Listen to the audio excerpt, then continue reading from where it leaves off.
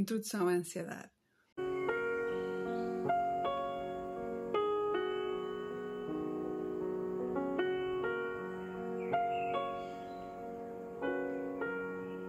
A ansiedade é uma emoção natural nos seres humanos que todos experimentamos em algum momento das nossas vidas. Pode manifestar-se como sentimentos de preocupação, medo ou apreensão em resposta a ameaças ou situações percebidas como tal. Embora a ansiedade ocasional seja normal e até possa ser útil em certas situações, como para nos motivar a preparar-nos para desafios, a ansiedade excessiva ou persistente pode tornar-se debilitante e interferir com a nossa capacidade de funcionamento diário. Perturbação de ansiedade generalizada. A perturbação da ansiedade generalizada é caracterizada por a preocupação persistente e excessiva sobre vários aspectos da vida, como trabalho, relacionamentos, saúde, finanças, etc., mesmo quando não há motivo real para preocupação. Indivíduos com este tipo de perturbação frequentemente experimentam sintomas físicos como tensão muscular, inquietação, fadiga, irritabilidade e dificuldade de concentração, entre outros. Perturbação de pânico. A perturbação de pânico é marcada por ataques de pânico recorrentes, que são episódios súbitos de medo ou desconforto intenso que atingem o auge em poucos minutos. Os ataques de pânico podem ser acompanhados por sintomas como palpitações cardíacas, sudorese, tremores, falta de ar, dor no peito e a sensação de perigo e morte iminente. Indivíduos com perturbação de pânico frequentemente vivem com medo de sofrer futuros ataques de pânico, o que agrava ainda mais a sua condição e frequentemente os leva ao isolamento. Perturbação de ansiedade social ou fobia social. A perturbação de ansiedade social envolve um medo intenso de situações sociais ou de desempenho, onde os indivíduos têm medo de ser julgados, criticados por os outros. Esse medo pode levá-los a evitar momentos ou situações de interação social em que seja necessário falar em público ou em que possam de alguma forma ser o centro das atenções. Os sintomas físicos mais comuns podem incluir rubor, sudorese, tremores e até náuseas.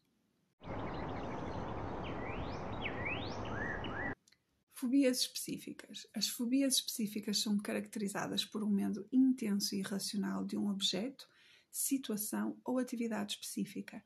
As fobias mais comuns incluem o medo de alturas, acrofobia, medo de aranhas, aracnofobia, medo de voar, aviofobia, medo de agulhas, tripanofobia e medo de espaços fechados, claustrofobia. Indivíduos com fobias específicas podem evitar a qualquer custo os estímulos temidos. Perturbação obsessiva-compulsiva. A perturbação obsessiva-compulsiva é caracterizada pela presença de obsessões, pensamentos, imagens ou impulsos persistentes, intrusivos e indesejados ou compulsões, que são comportamentos repetitivos ou atos mentais realizados para aliviar o sofrimento ou evitar uma consequência que as pessoas temem. As obsessões mais comuns incluem o medo de contaminação, medo de causar dano a si mesmo ou a outros e a necessidade de simetria ou de ordem. Perturbação de stress pós-traumático. A perturbação de stress pós-traumático pode desenvolver-se após a exposição a um evento traumático, como agressão física, violência sexual, desastre natural ou situações de combate. Os sintomas podem incluir memórias intrusivas ou flashbacks dos eventos traumáticos, evitar situações ou lugares que lembrem o evento traumático, mudanças negativas no humor ou na cognição e hipervigilância ou hiperreatividade. Agorafobia.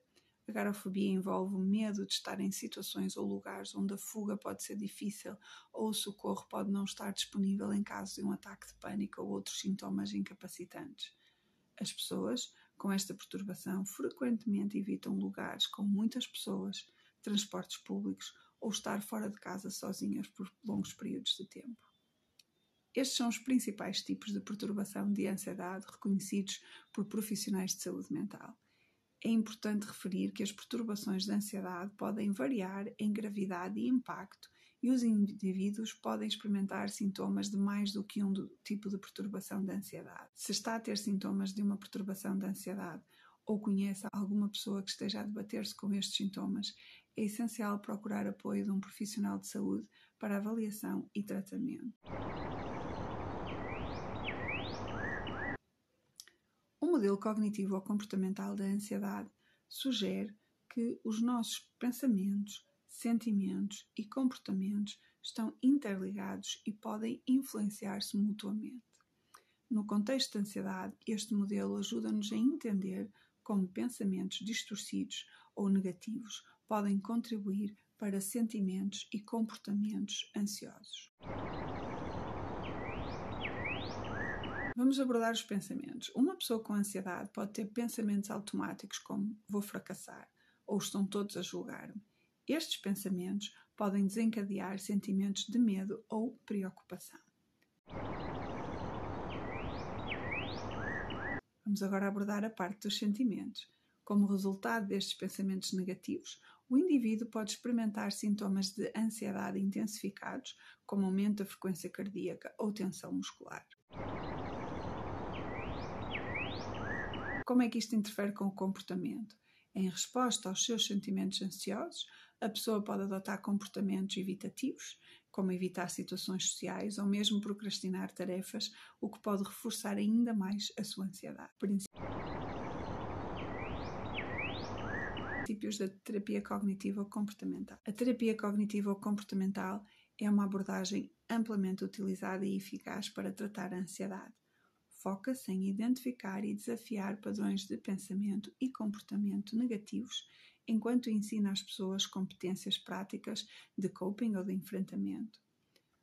Vamos referir alguns dos princípios da terapia cognitivo-comportamental e como podem ser aplicados para gerir a ansiedade.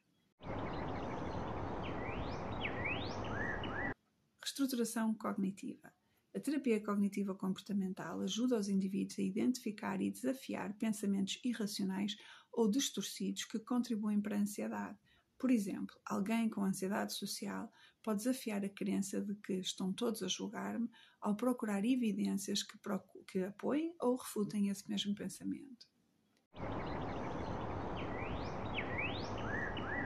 Terapia de exposições. Esta técnica envolve expor gradualmente o indivíduo a situações que provocam ansiedade num ambiente controlado e de apoio. Por exemplo, alguém com uma fobia de voar pode praticar a exposição gradual, expondo-se gradualmente a aviões através de simuladores de realidade virtual ou fazendo voos curtos com o apoio de um terapeuta.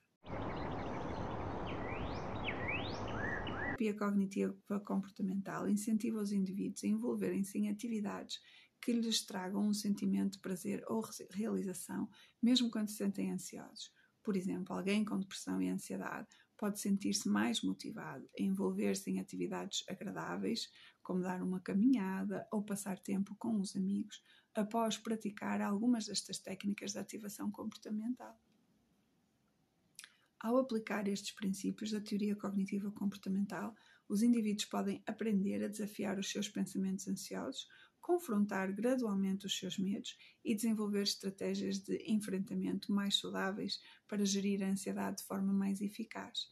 Através da prática e persistência, os sintomas de ansiedade podem ser reduzidos e os indivíduos podem recuperar o controle sobre as suas vidas. Não se esqueçam de consultar os recursos adicionais que possam explorar mais a fundo alguns destes temas, entender melhor alguns dos conceitos e divertir-se com os nossos exercícios. À próxima! Fica...